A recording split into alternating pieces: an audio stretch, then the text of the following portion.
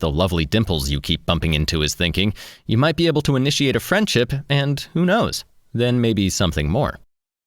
Nuchi is a form of emotional intelligence that can serve you in all spheres of life. By teaching you how to pay attention and glean information from observing others, it'll pave the way for you to build rich and satisfying connections. In doing so, it'll take your professional and personal life to a whole new level. Blink number 1. Nuchi is the subtle Korean art of reading other people's thoughts and moods in order to build trust, harmony, and connection. Suppose you've just started a new job. You've been invited to a work party, and you want to make a great impression. You walk into the room and notice that everyone is laughing at a not particularly funny joke made by an older woman you've never seen before. What do you do in this case? If you have good nuchi, you might guess that the woman telling the joke is important, and quite probably the boss. After all, everyone around her is laughing at her bad joke. You'd then find the first tactful moment to introduce yourself to her. Nuchi, the Korean art of gauging other people's thoughts and moods from their behavior, is key to navigating complex social situations. In Korean, the word nuchi literally means eye measure. It's the ability to see or sense what is around you and to constantly recalibrate your assumptions based on changes in your environment. A key aspect of social life in Korea, nuchi is an art that developed out of that country's unique history. Korea lies at the crossroads of the two Asian superpowers, China and Japan, and it has been invaded as many as 800 times. Yet despite this tumultuous history, Korea has not only survived, it has thrived. How? Through the art of nuchi. Korea was too small to fight these large invading empires, so it had to accommodate and work around them. When their country was colonized by the Japanese from 1919 to 1945, for instance, Koreans had to walk a fine line between appeasing their Japanese overlords and protecting themselves and their culture by tactfully preserving Korean newspapers, non-Japanese religions, and Korean instruction in schools. Because of its important contribution to Korean history and culture, nuchi is celebrated in the country's folk tales, such as the one about the 16th century Korean Robin Hood, Hong Gil-dong. Hong used his nuchi to overcome an assassination attempt, overthrow a king, and then become king himself. But just because nuchi has its roots in Korean culture doesn't mean that it isn't applicable in other contexts. In any culture, nuchi can help you choose the right romantic or business partner, help you advance at work, and protect you from people who might want to pull you down. Indeed, Jeo Hong-hyo, professor of psychology at Kyungpook National University in Korea, found that people who scored high for nuchi skills also had higher senses of self-esteem and satisfaction with life. So, to lead a happier life, consider embracing the subtle power of nuchi. Blink number 2. The key unit of nuchi is the room. How do you define a room? Well, it's an enclosed space that's surrounded by walls and a roof. It probably has a door and maybe a window or two. But a room is much more than a physical space. It's also a social space. When it comes to applying nuchi in daily life, the room is the key unit.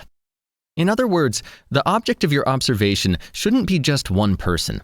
It should be the entire room and how everyone is interacting within it. Have you ever been in a room when someone important or famous walks in? Even if you can't see the door or don't know who just came in, you'll immediately sense a difference. People might start whispering to each other. Everyone might look in the same direction. These gestures and reactions will alert you to the fact that something has changed dramatically. Sensing the room in this way is an example of nuchi in action.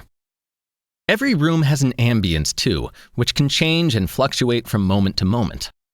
Koreans even have a word for this, bunwigi, a room's atmosphere or wellness level. Everyone contributes something to this bunwigi.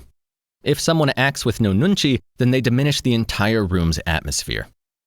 Imagine you're sitting with friends, one of whom has just informed you that he's been diagnosed with cancer. Another friend walks in and, seeing the glum faces, grins and asks, "Where's the funeral?" By speaking in a way that is out of tune with the room's somber atmosphere, that person acts without nuchi and creates awkwardness and embarrassment around a serious announcement. Nuchi isn't just about speaking or listening in the appropriate way at the right time, though. It's also about reading the room so you can engage in gestures and actions that improve the room's overall atmosphere. Mrs. Ramsay, the heroine of Virginia Woolf's novel To the Lighthouse, is a master of this dimension of nuchi. She's a consummate hostess who knows that all she has to do to fill a room with a good atmosphere is to light the dining room candles. The soft light brings people together. As if by magic, the room's awkwardness and tensions transform into warmth and coziness. You can learn a lot from Mrs. Ramsay's low-key nuchi. By reading the room correctly, you too can engage in simple gestures that create a sense of togetherness, connection, and belonging. Blink number 3. Mastering nuchi requires embracing the values of collectivism, roundness, and understanding. If a Korean child is standing in line with her mother waiting for a buffet and she complains, "I'm hungry," her mother is likely to respond, "Are you the only person in the world?" In Korea, this is a common parental retort to children who express impatience. It's a chastisement that expresses the importance of collectivism, a value at the heart of Korean culture and of nuchi. In collectivism, no man or woman is an island. Each person is part of a larger group and must act accordingly, just as bees act in concert to sustain their beehive. In addition to embracing collectivism, mastering nuchi also requires you to cultivate roundness over jagged edges. What does this mean exactly? Roald Dahl's children's novel, James and the Giant Peach, illustrates the idea well. In that story, the little boy James travels the world in a massive mutant peach. At one point, the peach is attacked by sharks off the coast of Portugal. Thankfully, it's too big and round for the sharks to get their mouths around, and the peach and James escape unscathed. To master nuchi, you should strive to be round like James's peach. Western culture rewards sharp edges, people who are pushy and who seek to stand out. Having sharp edges, however, means that others have something to grab onto and use against you. If you're round, that is, mild, affable, and easygoing, your interactions will be smooth and easy. You'll be impervious to sharks. You also need to cultivate understanding to use nuchi. But don't confuse understanding with empathy. The difference between the two can be summed up in a Korean proverb and an English one. When Koreans counsel you to try and understand things, they use the proverb, change locations and think. This suggests literally moving to see things from a different angle. The English equivalent is put yourself in someone else's shoes. The English expression implies much more closeness, as embodied in the image of wearing someone else's shoes. But how can you see things with clarity and distance if you put on someone else's shoes? That's the problem with empathy. If you occupy someone else's position so closely, you limit your capacity to see their problem and the broader context more objectively. It's for this reason that nuchi privileges understanding, or changing location, over empathy. Blink number 4.